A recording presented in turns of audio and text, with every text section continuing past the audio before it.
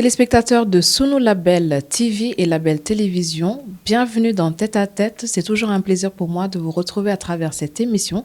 Nous sommes aujourd'hui à la Maison de la Presse où je m'entretiens avec le président du CORED, M. Mamadou Thior. Le CORED, pour rappel, qui est le Conseil pour l'observation des règles d'éthique et de déontologie des médias sénégalais ou du Sénégal. Alors, sans plus attendre, je vais vous demander de vous présenter aux téléspectateurs qui nous suivent de partout ce soir. Je voulais d'abord vous remercier pour l'invitation. Je m'appelle Mamadou Thior, donc journaliste, plus de 20 ans dans le métier, et je préside le CORED depuis 3 ans, qui est l'organe d'autorégulation des médias au Sénégal. Juste à titre de comparaison, le CNRA est l'organe de régulation et le CORED est l'organe d'autorégulation. C'est-à-dire que c'est les professionnels des médias eux-mêmes qui ont pris donc la décision de mettre en place une telle structure pour ainsi dire qu'on puisse gérer nos propres problèmes en interne. Voilà, c'est ça qui est à l'origine du CORED que je préside. Nous reviendrons sur les problèmes. Alors, si je viens aujourd'hui sur les bases du bon journalisme, en termes d'éthique, de déontologie, du traitement de l'information jusqu'à sa diffusion, est-ce que les médias, nous sommes vraiment dans le respect des règles? Oui, dans l'ensemble, les gens respectent, les professionnels respectent. Seulement, il faut dire qu'il y a eu des chamboulements notoires qui sont venus s'opérer ces dernières années avec la naissance de ce qu'on appelle les réseaux sociaux et que souvent on confond avec souvent la presse traditionnelle, même si la presse traditionnelle a des ramifications en termes de médias en ligne, parce que tous les médias traditionnels maintenant ont leur site internet parce que c'est à la mode. Donc, de manière générale, les gens respectent les règles d'éthique et de déontologie, mais avec la prolifération de tous ces web TV et autres supports, bon, on voit beaucoup d'errements qui font que souvent, à tort, on accuse les journalistes d'avoir commis tel impair, alors qu'il n'en est rien. Et c'est d'ailleurs à ce niveau que nous prenons conscience d'échanger le leur. Par exemple, dans le cadre du code de la presse, il est dit comment distinguer ces réseaux sociaux-là des médias en ligne. Parce que c'est clairement stipulé, parce que nous savons que les médias en ligne, on ne peut pas donc les renier. C'est une composante fondamentale de notre métier, et nous avons décidé de les professionnaliser. Par exemple, en quoi faisant aujourd'hui, pour qu'on puisse reconnaître un média en ligne, il faut que minimum qu'il y ait 3 journalistes formés à bonne école. Et que c'est celui qui dirige le média en ligne, qui est un peu l'équivalent de ce qu'on appelle l'administrateur ou le directeur de publication, doit avoir 10 ans de métier, 10 ans d'expérience minimum. Et dans le même média, il doit y avoir quelqu'un qui fait office de rédacteur en chef, diplômé lui aussi, 7 ans d'expérience, et un 3e journaliste minimum. Et tous ces 3 journalistes-là doivent avoir des contrats en bonne et due forme, selon la convention du secteur des médias, la convention collective, qui régit un peu en termes de traitement salarial. Donc ça, nous l'avons fait parce que nous nous sommes dit, avec 3 journalistes formés à bonne école, minimum, il doit pouvoir faire marcher et un peu embarquer les autres, un peu dans une dynamique où vraiment ce média-là fera référence. Donc ça, nous allons commencer à l'appliquer dans le cadre de la carte nationale de presse que nous évoquerons certainement, parce que c'est toute une série de réformes, vraiment pour faire en sorte que la presse soit la plus irréprochable possible. Quant à la profusion de titres de presse, de radio, TV, y compris YouTube, je rajouterai les réseaux sociaux, est-ce le paysage médiatique dont le Sénégal a besoin? Oui, on ne peut pas arrêter la mer avec ses bras, parce que la prolifération Web TV, les gens peuvent créer. Donc, vous voyez, sur les réseaux sociaux, même quand il y a une manifestation, vous voyez beaucoup de gens avec leur téléphone. Leur téléphone, oui. Chacun et ça, par exemple, je vous donne, au moment où nous faisons cette émission-là, l'Assemblée nationale est en train de faire les séances plénières ouvertes au public, que les gens passent maintenant en direct, souvent sur les supports audiovisuels et même sur les réseaux sociaux. Par exemple, ce qu'on est en train de faire, à partir du 1er décembre d'ailleurs, pour clairement identifier chacun qui il est, la carte va faire force de loi. Donc pour éviter qu'on mélange ce mélange de genres-là. Parce que souvent dans une manifestation, vous vous retrouvez avec une pléthore de gens qui ont avec le téléphone portable et qui se disent reporters et qui sont loin de l'être. Donc ces gens-là, il faudra peut-être voir comment gérer ça et peut-être les encadrer davantage, mais ils doivent quand même laisser la profession aux vrais professionnels, parce qu'on ne peut pas continuer à se dire journaliste, alors que le journaliste, il y a des bases sur lesquelles ça s'opère. Si on les ignore, ça peut amener pas mal de problèmes. On peut rappeler très rapidement les bases, les fondamentaux du bon journalisme? Les bases, c'est la formation académique, rien ne remplace. C'est à cela qu'on encourage les gens. C'est-à-dire, vous passez par une école de journalisme reconnue par l'État, parce qu'il y en a beaucoup. Par exemple, dans le cadre de l'attribution de la carte, quand nous avons demandé la liste des écoles de formation en journalisme, on était ébahis en voyant les noms.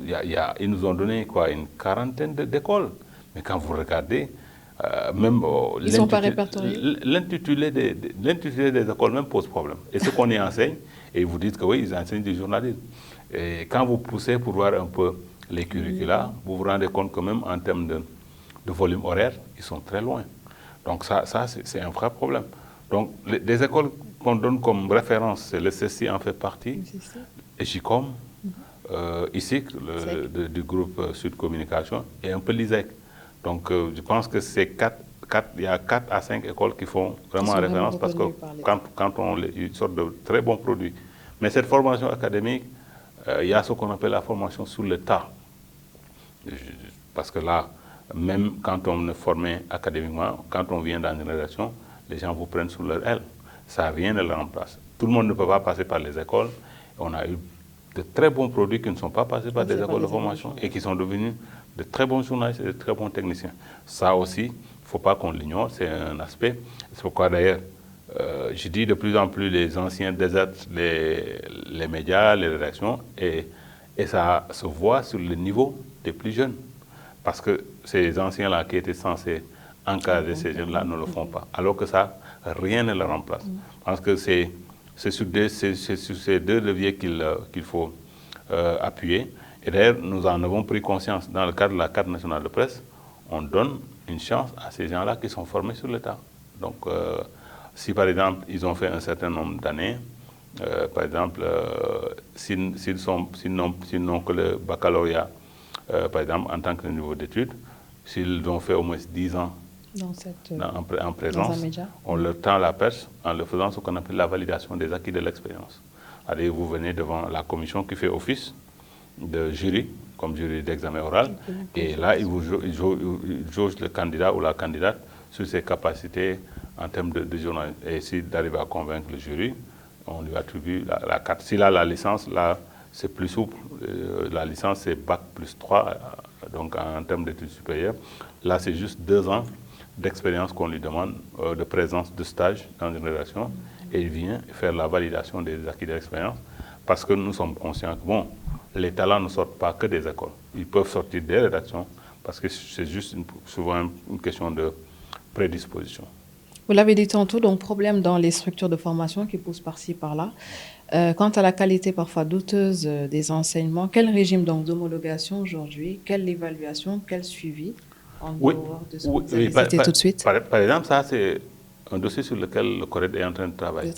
Parce que nous avons fait une rencontre et nous avons estimé que, au-delà de notre travail au quotidien, nous devons pouvoir aller vers ces écoles de formation-là pour voir en termes de curricula ce qui est enseigné.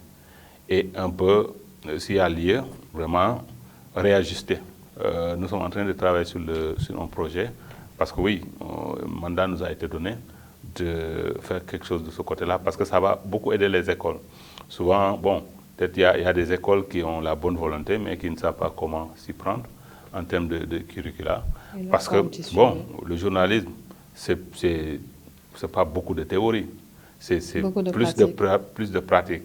Moi, je donne l'expérience d'une école comme l'ISEC. Quand ils ont démarré, j'ai eu la chance de recevoir le premier stagiaire à la RTS quand j'étais responsable de la rédaction. Mais tout de suite, leur produit, j'ai dit aux étudiantes et aux étudiants, mais le problème que vous avez, c'est que vous comparez à des gens qui viennent du CECI et ailleurs, ces gens-là, ils sont opérationnels parce qu'au CECI, il y a le dispositif technique qui permet aux étudiants tout de suite de faire de la pratique, ce qui n'est pas leur cas. Heureusement, ces dernières années, ils m'ont dit qu'ils ont beaucoup amélioré de ce côté-là, ils se sont dotés dessus. J'ai dit c'est bien, parce que le journalisme, c'est peut-être 30% de théorie et 70% de la pratique. C'est comme ça qu'on devient performant. D'accord. Que pensez-vous aujourd'hui des chroniqueurs qui ont fait une grande irruption sur les divers médias? Oui, Est-ce qu'ils sont suffisamment compris et maîtrisés? C'est un vrai problème. Maîtrisé, je ne dirais pas. Et ça aussi, vous savez, quand on fait une émission, il faut toujours débriefer. Oui. Parce qu'il ne sert à rien, après une émission, de ne pas s'asseoir pour se dire des vérités. Parce que c'est ce qui fait qu'à la prochaine émission, on continue à faire des conneries, entre guillemets. Donc ces chroniqueurs-là, bon, s'ils ont la casquette de journaliste, je pense que ça pose moins de problèmes parce qu'un journaliste formé à bonne école doit savoir comment se comporter à l'antenne. D'ailleurs, les anciens qui sont au sein du tribunal des pairs nous avaient suggéré, on n'a pas encore fait quelque chose de ce côté-là, une rencontre avec, par exemple, des responsables de médias sur comment aller à l'antenne. Parce qu'il y a des gens qui ne savent pas comment aller à l'antenne et comment se comporter à l'antenne. C'est important. Parce que souvent, vous regardez des gens à l'antenne, mais ils se croient chez eux. Alors que ce n'est pas comme ça. Quand on est, surtout en télévision, ça ne pardonne pas. À la radio, c'est moins grave parce que les gens ne vous voient pas, mais à la télévision, il y a un certain comportement. Tout est décrypté. Qui est requis. Pour ce qui est de ces chroniqueurs, oui, il y en a beaucoup, par exemple, un mélange de genres. Et c'est des chroniqueurs qui ont un savoir en tout. Ça aussi, c'est un vrai problème. Parce qu'en Occident, il y a des chroniqueurs, mais sur des thématiques bien données. Vous parlez de l'aviation, il y a quelqu'un qui est là pour parler de l'aviation. Vous parlez de notre domaine, il y a quelqu'un qui s'y connaît. Mais on ne peut pas être un chroniqueur qui vient, quand vous parlez de tout, il est là, il a son mot à dire. Ça aussi, je pense que les responsables des médias doivent peut-être recentrer. C'est pas mal comme concept, parce que de toute façon, une télé, un média n'est pas figé. Ça change au gré des exigences du public. Qu'est-ce que le tribunal des pairs? Le tribunal des pairs, c'est le tribunal qui traite des affaires portées devant le CORED, parce que c'est un tribunal composé de 12 membres et on a deux façons de traiter les affaires, soit une personne physique, je vous prends Penda en tant que personne, vous nous adressez une plainte parce que vous avez vu qu'un média peut-être a parlé en mal de vous ou a écrit en mal de vous, vous vous adressez la plainte et vous joignez un peu la pièce qui est à base de la plainte. Ça, c'est un premier aspect. Nous aussi, CORED, on fait du monitoring avec nos propres moyens. Quand on voit quelque chose qui ne va pas dans la presse, on fait ce qu'on appelle de l'autosaisine. On n'attend pas même que les gens nous envoient une plainte. C'est nous-mêmes qui prenons les devants et nous transmettons au tribunal. Mais auparavant, donc, le média qui est visé ou les médias sont donc informés et ils apportent leur défense, comme ça se fait devant un tribunal. Et ils viennent se défendre. Et en toute indépendance, le tribunal se réunit. Il y a ce qu'on appelle la première instance, comme dans les tribunaux. Sur les 12, ils sont 7, mais si les 5 sont présents, les délibérations sont valables. Donc, ils délibèrent, ils rendent une décision. On informe les parties concernées. S'il y a une partie qui n'est pas satisfaite par le verdict, il a la possibilité de faire appel. Et ce qu'on fait, sur les 12, les 7 qui ont siégé, les 5 sont en réserve. Et ce sont ces 5-là qui vont statuer en cas d'appel. Et ils peuvent infirmer ou confirmer la décision en première instance. Maintenant, en cas d'appel, la décision est actée. Donc, mais comme nous sommes un peu ce qu'on appelle une entité administrative, la personne, si elle n'est pas satisfaite, elle peut aller devant la Cour suprême pour faire un recours. Donc ça aussi, c'est comme ça que se fait avec les entités administratives. Quant à la viabilité des médias privés, que faut-il faire? Oui, cette viabilité-là passe d'abord par la viabilité économique, parce que ce qu'il y a lieu de dire, nous avons pris conscience de cet aspect-là. Et c'est pour ça d'ailleurs l'aide à la presse, la traditionnelle aide à la presse jusqu'à l'année dernière a laissé place à ce qu'on appelle le fonds d'appui et de développement de la presse. Parce que, imaginez-vous, l'aide à la presse, c'était jusqu'à 2 ans, c'était 700 millions, qui est des miettes pour les nombreux organes. Cette année, c'est allé à 1,4 milliard. Et pour le budget 2023, ça va être 1,9 milliard. C'est insuffisant. C'est très insuffisant. Et c'est pourquoi d'ailleurs nous avons, nos organisations, exigé la révision du code de la publicité. Parce que le dernier code date des années 80 et il est obsolète. Donc en révisant le code de la publicité, nous sommes convaincus que ça permettra aux médias privés qui font vraiment de la bonne offre, parce que aussi ça c'est important, d'attirer des annonceurs. Parce que qu'est-ce qui va se passer? Par exemple, les structures comme la RTS, ce qu'on appelle l'audiovisuel public, va être financé. L'État va les financer comme ça se fait dans les autres pays, vraiment de manière conséquente par rapport à leur charge. Ils prennent ça en charge. Et ces médias-là, l'audiovisuel public comme la RTS, doit se délester de la publicité, laisser la publicité jusqu'à hauteur de 80% aux médias privés. Et ça va être une manne quand même, parce que aujourd'hui les estimations, les moindres, la manne publicitaire ne fait pas moins de 30 milliards par an. Donc vous voyez, c'est beaucoup. Je pense que, mais ce sera aux médias maintenant de faire le travail pour attirer les annonceurs de ce côté-là, parce que les annonceurs, c'est eux qui sont rois, c'est eux qui choisissent vers qui aller. Ils cherchent l'audience. Voilà. Quant au positionnement régional et international de nos médias audiovisuels sénégalais, quel avenir avec la prédominance du Wolof? Oui, c'est un handicap. Et bon, par exemple, ça ne peut pas rivaliser si on veut aller sur le plan international, à moins qu'on ait un doublage, un sous-titrage des voix, ce qui est très fastidieux. Moi, je pense que même si c'est un français débrouillé, par exemple, comme nos amis ivoiriens, comme ils le font, ça peut vendre sur l'international. Bon, le handicap qu'on a avec notre langue nationale, c'est ça. C'est une langue qui est localisée. Par exemple, ça aurait été le Swahili, qui se retrouve dans plusieurs pays d'Afrique. Le problème ne se pose pas. Vous prenez comme le Fulani aussi, le Fula.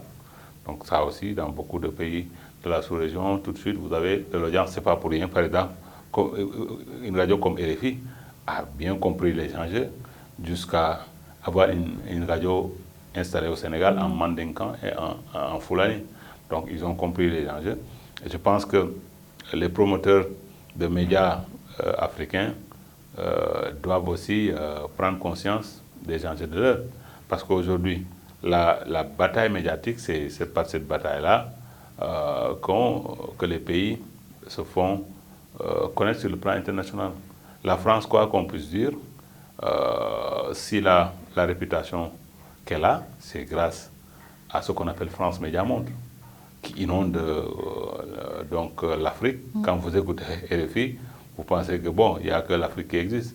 Mais ça, c'est une politique voulue. Je pense qu'il y a eu même des expériences par le passé, une télévision africaine installée en France, ce qui est incongru. Il y en a une autre expérience, je pense, une télévision Africa 24 installée, je pense, à Brazzaville. Mais bon, c'est des expériences qui sont assez possibles. Mais je pense qu'il faudra fatalement y aller si on veut contrer les grands du monde, parce que vous voyez, même la Chine y est. La Chine aussi passe par le canal médiatique pour donc faire du soft power, comme on dit.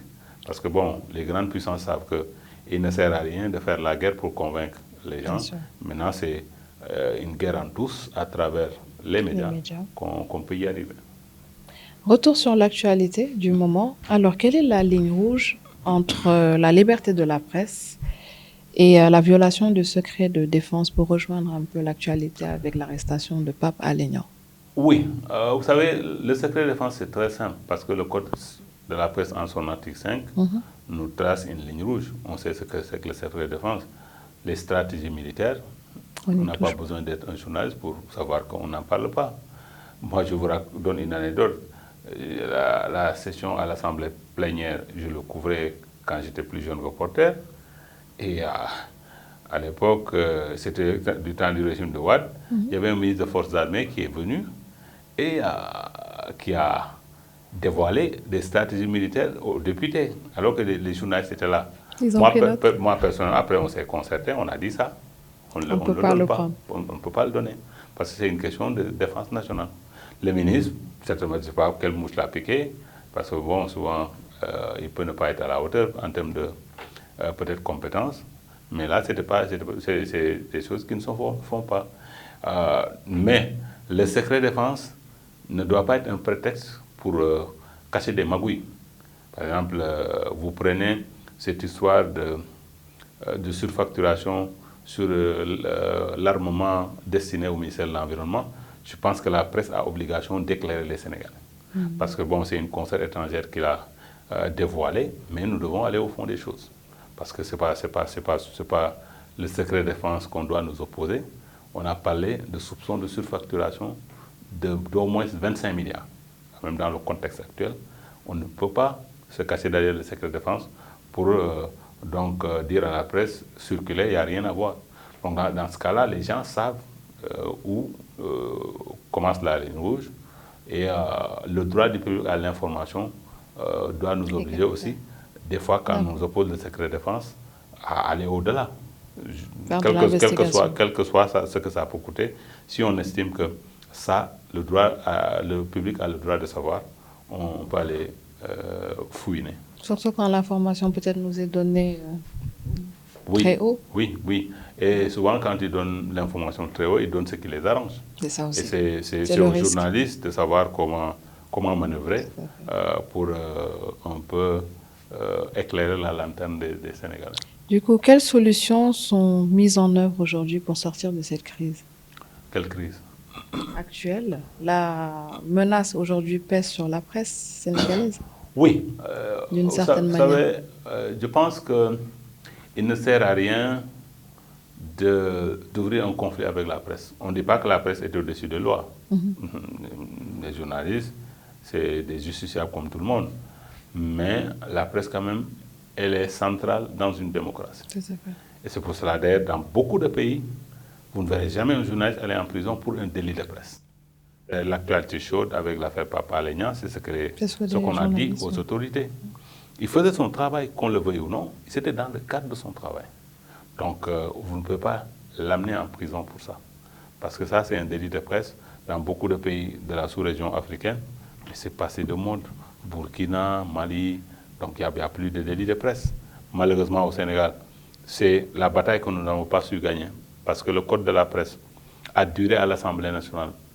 Du temps de Wade, en 2010, on a déposé le projet. Et jusqu'à son départ, les députés ont refusé de voter parce qu'il y avait ce qu'on appelle la dépénalisation ou la déprisonnalisation des délits de presse. Ils ont dit non, on ne vote pas tant qu'on n'enlève pas cette disposition. Donc parce qu'ils ont dit oui, vous pensez que vous êtes au-dessus de la loi, on a dit non, ce n'est pas cette compréhension-là.